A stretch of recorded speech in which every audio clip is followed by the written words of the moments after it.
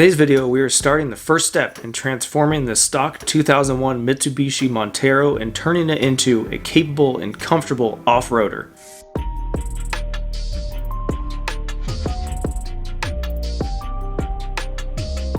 So this is the Ironman 4x4 1.5 inch lift kit. These are the rears, and it's just coil springs and shock bushings. So also in the rear, I bought separately these Polytough new upper and lower isolators. So anytime you're replacing coil springs or anything suspension wise, I would recommend getting new isolators, because the rubber that's on the factory ones have 210,000 miles on it. And I do know that the shape of the coil is going to be different, so it's going to sit differently inside those spring isolators. So this I got from Lusso Overland. And then this is the front. We're going to have our nitro gas struts and our coil springs as well. And again, Lusso Overland, I purchased separately the upper and lower isolators. These are factory Mitsubishi ones that they had in stock. We're going to start with the rear because this should be very simple, very easy. Unbolt and bolt it back in. So let's pull it in and get started.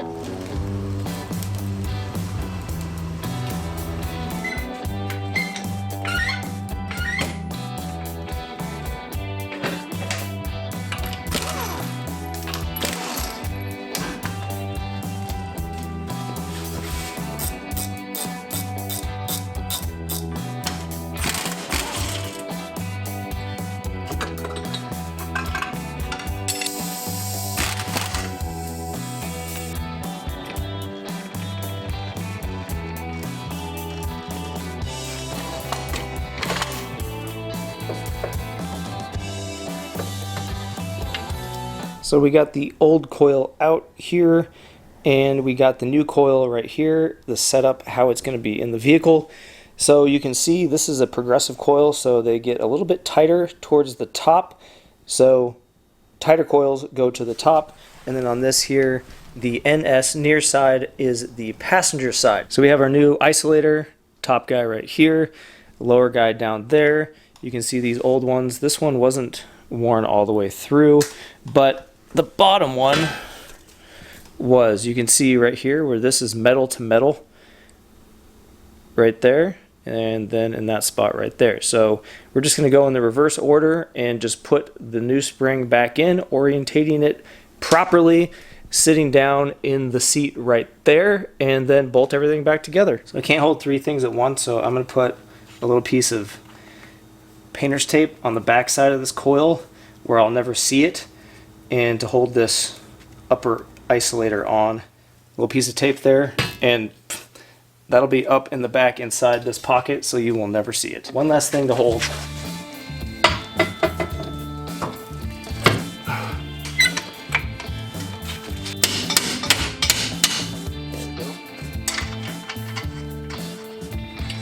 So for the shock here, this lower bushing is basically pressed into this eyelet down here, so it doesn't spin.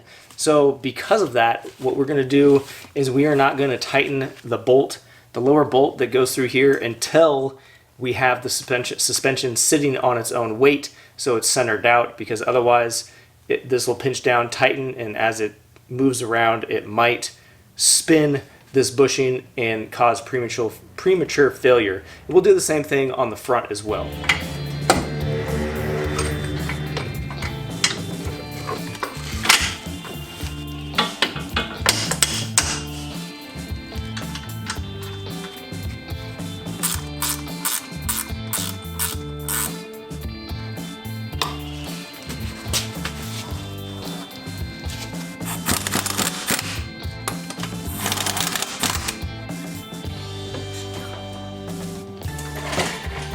Okay, now that I know what I'm doing, I got all the tools out and I've done this side. We're gonna knock out the other side. Should go like 4 times faster than this side, because I know exactly what to do and what I have to take apart. So let's knock that out and then we'll start working on the front. Two things of note after doing the passenger side. One, I forgot this spacer that goes in here, so I just need to take this nut off and this bushing off and slide this in and then redo it. And then, like I said before, these two bolts, nuts and bolts right here, I have the whole weight of the Montero on this jack right now, so it's basically at ride height right now. So this bolt you cannot tighten because the rim goes back here. So I'm going to tighten this one down, and then pull the wheel off on the other side and jack it up because I didn't know that I couldn't get to this nut, so I left these loose, hoping to do it at ride height and then just pop underneath and then just tighten it down. Can't do that, so I'm simulating ride height and the weight of the vehicle on this jack so I can tighten these down so these bushings are at a neutral position. Before I put it up on jack stands, I wanted to pop under the hood and look, and it looks like the strut tower is right underneath the battery, so it looks like we're going to have to take the whole battery out, and then the other side is under this airbox. So we will get the airbox out, get the battery out, then we will put it on jack stands and then start unbolting stuff and see what happens.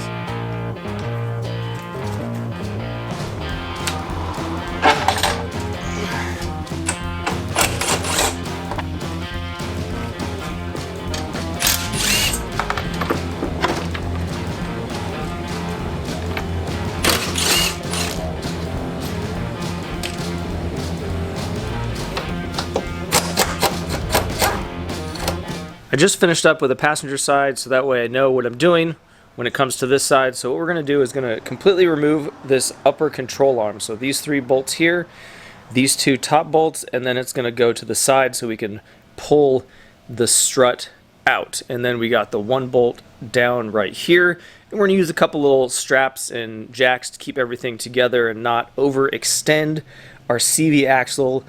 That's one thing you don't want to do, is overextend it by taking the control arm off and then letting it just fall and be held on, because you might destroy that CV axle. So with that plan in mind, let's go ahead and tear this side apart and build the new one.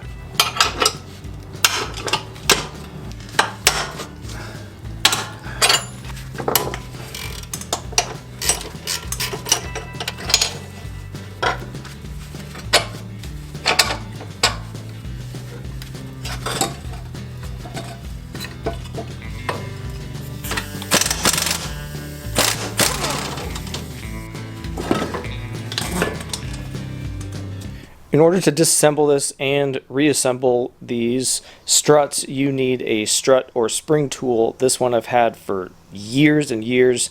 I actually put a little bit of electrical tape on it for when I did the other side so I don't mess up the paint on my nice green coils. So we'll have to attach these to this in order to remove the 17mm nut right there. And once we get all of this off, we will start putting our new isolators on and reassemble the new one.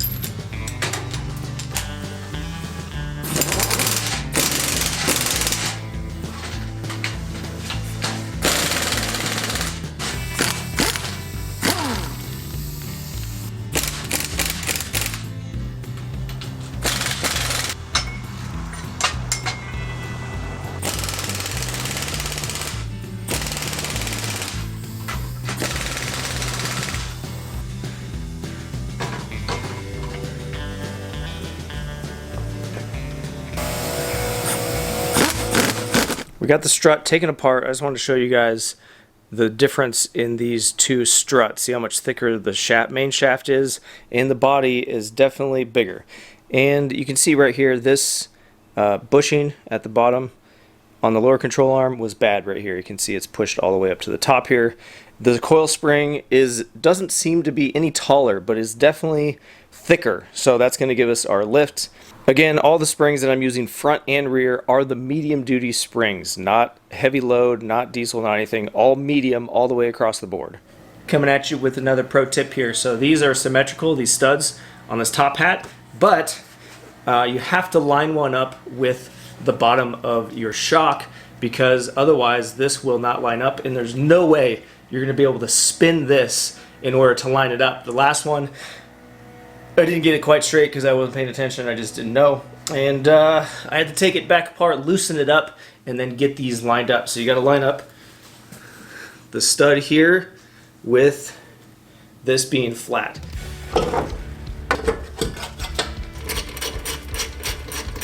We got this side all wrapped up. I did not tighten these bolts right here on the top right there, and then on our strut itself, because I want to set the vehicle down on its height, jump on it a few times, get the suspension settled in, and then we're going to tighten these upper control arm bolts and then tighten this strut bolt, and then we will be 100% complete. So I got this thing totally wrapped up last weekend, and the front is sitting about an inch lower than the rear. And with me adding a bumper and a winch and everything to the front, having the front lower than the rear, I don't like the look of it.